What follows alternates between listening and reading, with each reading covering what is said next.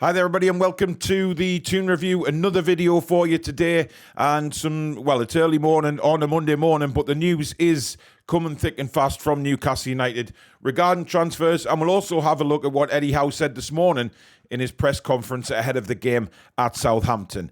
Now, first of all, we'll talk about transfers because that is what we all want to know. We all want transfers coming through the door, especially as we know the squad depth at the moment. However, Newcastle have actually held talks with Manchester United, according to The Athletic, for Scott McTominay. Now, Manchester United are not keen on selling to anyone in the winter transfer window. This happened, of course, with Lingard last year, but I think things are very different this year because Manchester United are probably looking at letting McTominay go, but that deal will not happen till the summer, if it is going to happen at all. Manchester United, as I've just said there, not keen on getting rid of any players in the winter transfer window. So McTominay is an interesting one for me. I'm not 100% sure that I'm sold on that deal. I don't see what he would bring to the squad that would improve it. At the moment, we're looking for players coming in who will improve the squad, have that quality on the pitch as well as in the squad. And I'm not sure McTominay is that kind of player that we actually need. But hey, who matter, Judge Eddie Howe and Ashworth, etc. We will just have to wait and see what happens next summer because it doesn't look like any sort of deal like that is going to happen in the winter window. Now, Anthony Gordon, as you can see there, I've asked you guys, would you take Gordon? It's an interesting one for me because Anthony Gordon isn't somebody who inspires me, gets me excited. I have to say I've said that on many a live show that he's just not the type of player that I'm sort of interested in at all. But it seems that Newcastle United are, and these media reports are certainly picking up pace, especially this morning, regarding the move for Anthony Gordon. Now, it is said that Spurs are monitoring the situation with Gordon as well, which may push Newcastle United into making a bid. Now, Spurs, it said, aren't making a bid or anything yet. They're just monitoring the situation with Anthony Gordon.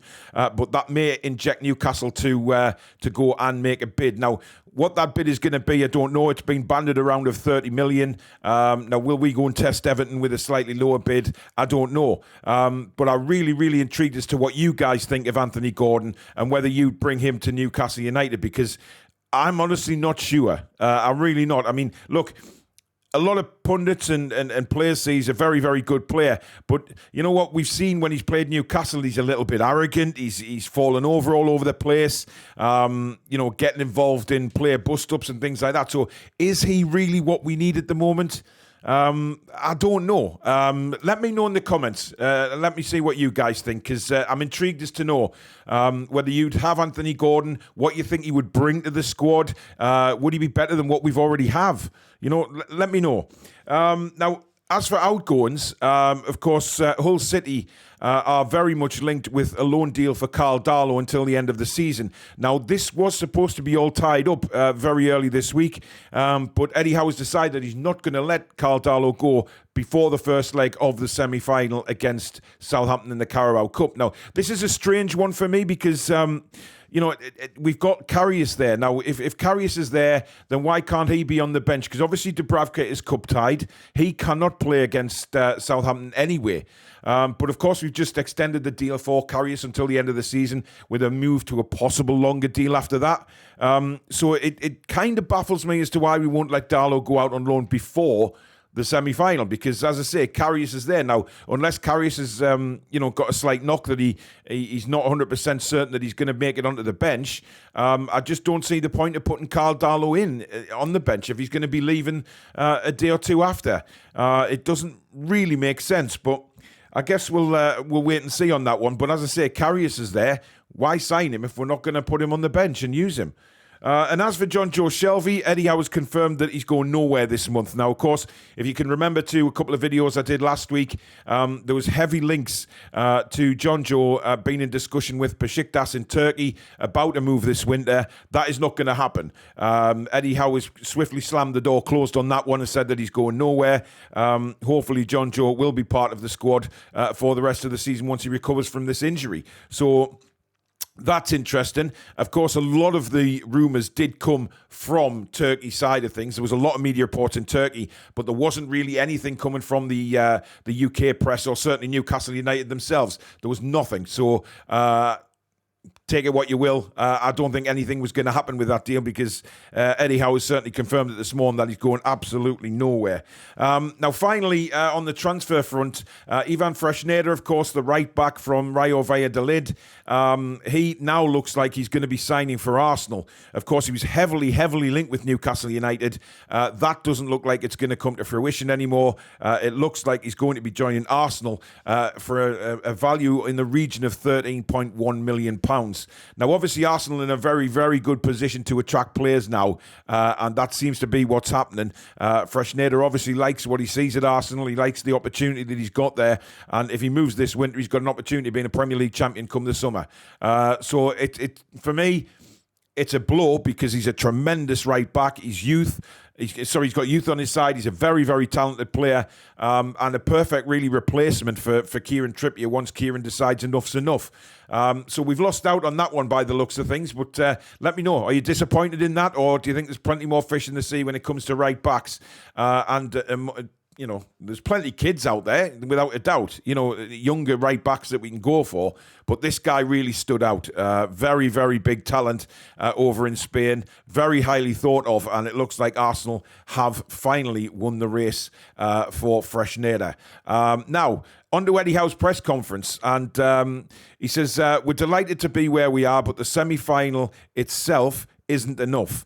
Ultimately, you want to get one step further, and I know the players feel the same way, and we want to make the final. Now, straight away, that gives you an inclination that Eddie Howe is going to be playing a full-strength team. For me, there's no doubt about that. We want to make the final. We want to challenge for a cup, and it would be a marvellous achievement if we can get to Wembley, and one hell of a day out, let's put it that way. It'll be absolutely fantastic. On tomorrow's game, he says, we want it to be a tie for the supporters. The only way we can guarantee this is by performing at our best. We're desperate for the next step, but we have to take our mind off that and focus on the job, and that is to go to Southampton and perform.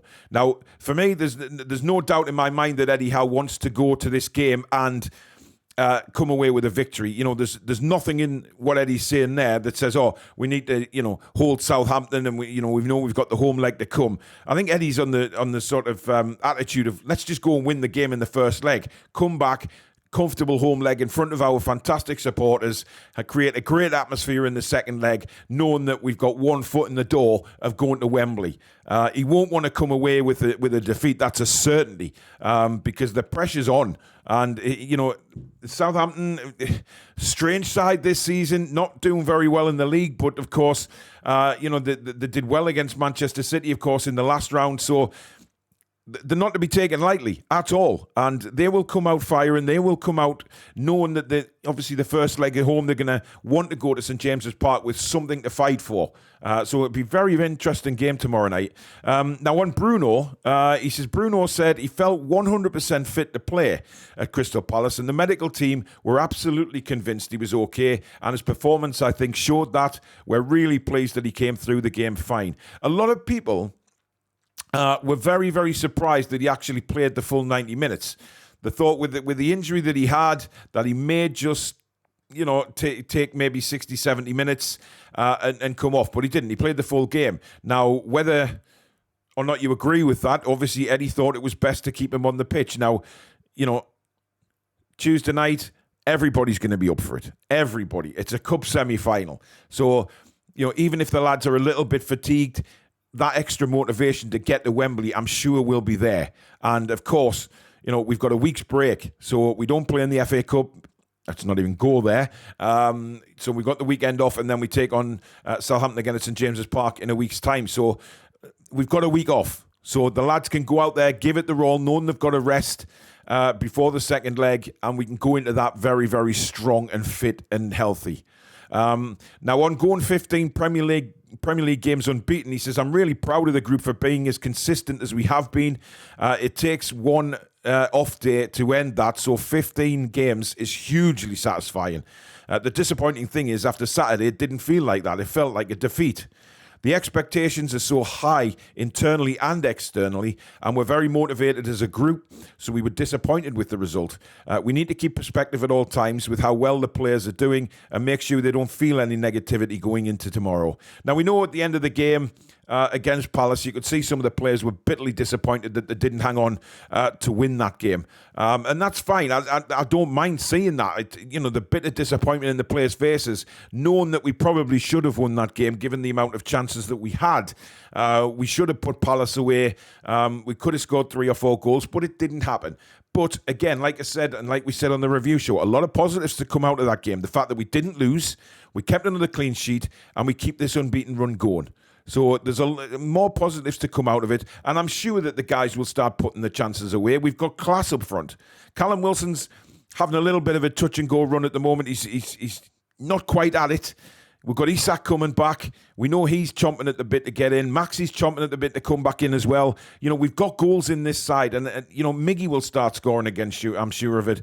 So we've got the strike force there. I'm in no doubt about that. And a lot of people said on the review show last night that we're due to give somebody an absolute hiding, and I fully agree with that. Once we start hitting the back of the net, I think it'll just be a snowball effect. I really do. And finally, on Alexander Isak, he says he hasn't had a lot of training time. We've had a lot of games, and between those, you can't train the players to the intensity that you want. We've exposed him into games, but at some stage, he will need that training load to get to his very best levels. Now, take what you want from this. Is he saying he's not going to start tomorrow night or he's going to be on the bench again? Now, a lot of people want to see Isak starting the game, especially with Callum not being in great form at the moment. Just to give Callum a bit of a break, take the pressure off him a little bit, give Isak a shot. So, again, he's playing mind games, isn't he? Because he does this in every press conference. He's not giving the Southampton manager, Nathan Jones, any opportunity to give away tactics or give away who's going to play. And basically the Southampton manager will find out who's playing the same as us an hour before the game. And he's very, very good at playing these mind games, Eddie Howe. And that's what we've come to love about his press conferences. He just keeps everything coy and not one thing does he give away. I think it's fantastic. I really do. But that's what he had to say this morning, guys. As usual, let me know in the comments what you think of the transfer news, especially Anthony Gordon. Like it says down there, would you take Gordon at Newcastle United? If so, why would you take him? If not, why not? Let me know, because I'm intrigued to know how many people are in favour of this move and how many people aren't in favour of this move. And of course, let me know what you think of what Eddie Howe had to say. Brilliant press conference again, not giving much away at all. The Southampton's coaching staff have no idea who's going to play tomorrow, and quite frankly, we don't. Does he go Isak? Does he go ASM? Does he go Wilson? Who else could he? It's up to Eddie Howe, and that's what he's paid the big bucks for, guys. But thank you very much for watching the video this morning. If you have enjoyed the video, as usual, please do hit that like button. So important to the channel that we get the likes pressed on the videos as well. And if you're new to the channel and like what you see, come and join this fantastic community on the Toon Review. As you can see there, we're over halfway now to 17,000. Hit the subscribe button. It is free of charge. And also the notification bell, which will let you know when we go live, upload, or schedule in a show. Lots of other fans from other clubs subscribe to the channel as well, simply because they love the football banter. And that's what it's all about. It's a big family on here. Come and be part of that fantastic community. So thank you very much. If you are watching this on Monday, don't forget tonight at 8 o'clock, we've got the preview show for the semi-final first leg at St Mary's, and of course any more latest news that has come out of the club this afternoon. So stay tuned for that, and we'll see you at 8 o'clock. If not, thank you very much for watching, and we'll see you soon. Enjoy your day. Take care.